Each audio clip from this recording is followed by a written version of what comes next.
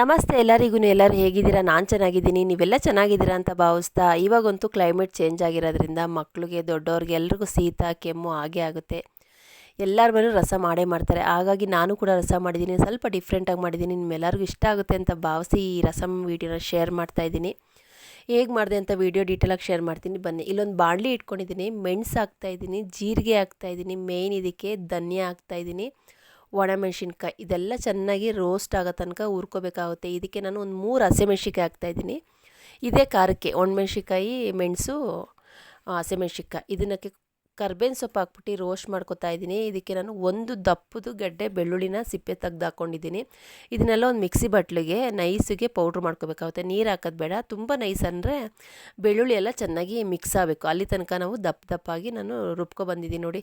ಸ್ವಲ್ಪನೂ ಉಂಡುಂಡೆ ಕಾಣಿಸ್ತಿಲ್ಲ, ನೀಟಾಗಿ ಎಲ್ಲ ಒಂದಕ್ಕೊಂದು ಚೆನ್ನಾಗಿ ಅಂಟ್ಕೊಂಡಿದೆ, ಚೆನ್ನಾಗಿ ನುಣ್ಣಗಾಗಿದೆ. ಇಲ್ಲೊಂದು ಬಾಣಲಿ ಇಟ್ಕೊಂಡಿದ್ದೀನಿ, ಬಾಣಲಿಗೆ ಸ್ವಲ್ಪ ಎಣ್ಣೆ ಹಾಕ್ತಾಯಿದ್ದೀನಿ, ಸಾಸಿವೆ, ಕರ್ಬೇವಿನ ಸೊಪ್ಪು. ಇದಕ್ಕೆ ಹಿಂಗೆ ಹಾಕಬೇಕು. ಹಿಂಗೆ ಹಾಕೋದ್ರಿಂದ ರಸಮ್ಗೆ ಜೀರ್ಣ ಕೂಡ ಚೆನ್ನಾಗಾಗುತ್ತೆ.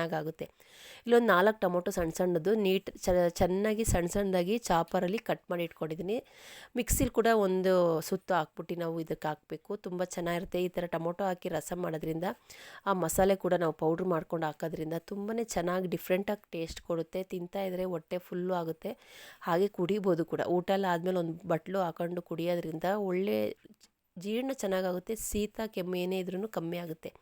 ಟೊಮೊಟೊ ಎಲ್ಲ ಚೆನ್ನಾಗಿ ಎಣ್ಣೆ ಅಂಶ ಬಿಡ್ತಿದ್ದಂಗೆ ನಾನು ಪುಡಿ ಮಾಡಿ ಇಟ್ಕೊಂಡಿದ್ನಲ್ಲ ಜೀರಿಗೆ ಧನಿಯದು, ಆ ಪುಡಿನೆಲ್ಲ ಹಾಕ್ಬಿಟ್ಟು ಚೆನ್ನಾಗಿ ಮಿಕ್ಸ್ ಮಾಡಬೇಕಾಗುತ್ತೆ.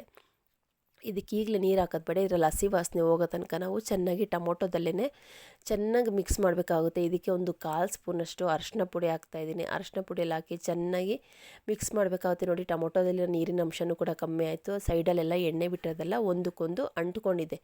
ಈ ಟೈಮಲ್ಲಿ ನಾನು ಅರಿಶಿನ ಪುಡಿ ಹಾಕಿದ್ದೀನಿ. ಅರಿಶಿನ ಪುಡಿಯಲ್ಲಿ ಹಾಕಿ ಚೆನ್ನಾಗಿ ಫ್ರೈ ಮಾಡಬೇಕಾಗುತ್ತೆ. ನಾನಿಲ್ಲಿ ಒಂದು ನಿಂಬೆಹಣ್ಣು ಗಾತ್ರದ್ದು ಹುಣಸೆಹಣ್ಣನ್ನು ನಾನು ಚೆನ್ನಾಗಿ ಕಿವುಚ್ಬಿಟ್ಟು ನೀರನ್ನ ಸಪ್ರೇಟ್ ಮಾಡಿ ಇಟ್ಕೊಂಡಿದ್ದೆ. ಆ ನೀರನ್ನ ಇದಕ್ಕೆ ಹಾಕ್ಬಿಟ್ಟು ಚೆನ್ನಾಗಿ ಇದು ಸ್ವಲ್ಪ ಹಸಿ ವಾಸನೆ ಹೋಗಬೇಕು ಹುಣಸೆ ಹಣ್ಣಿಂದು, ಅಲ್ಲಿ ತನಕ ಸ್ವಲ್ಪ ಕುದಿಸ್ಕೊತಿದ್ದೀನಿ. ಈಗಲೇ ನೀರು ಹಾಕೋದು ಬೇಡ, ಇದು ಒಂದು ಕುದಿ ಬರ್ತಿದ್ದಂಗೆ ನಮಗೆ ಎಷ್ಟು ನೀರು ಬೇಕೋ ಅಷ್ಟು ನೀರು ಹಾಕೋಬೇಕಾಗುತ್ತೆ. ನೋಡಿ, ಚೆನ್ನಾಗಿ ಸ್ವಲ್ಪ ನೀರು ಜಾಸ್ತಿ ಇರಬೇಕು. ನಾವು ಧನಿಯೆಲ್ಲ ಹಾಕಿರೋದ್ರಿಂದ ಗಟ್ಟಿ ಬರುತ್ತೆ, ನಮಗೆ ಗಟ್ಟಿ ಆಗೋದು ಬೇಡ, ಹಂಗೆ ಕುಡಿಯೋ ಥರ ಬೇಕಲ್ವ. ಹಾಗಾಗಿ ನೀರನ್ನ ಸ್ವಲ್ಪ ಜಾಸ್ತಿ ಹಾಕಿ ಚೆನ್ನಾಗಿ ಸ್ವಲ್ಪ ನೀರು ಹಾಕಿ ಉಪ್ಪೆಲ್ಲ ಹಾಕ್ಕೊಂಡು ಚೆನ್ನಾಗಿ ಕುದಿಸ್ಬೇಕಾಗುತ್ತೆ. ಒಂದು ಕುದಿ ಬಂದರೆ ಸಾಕು, ಜಾಸ್ತಿ ಕುದಿಬೇಕು ಅಂತೇನಲ್ಲ.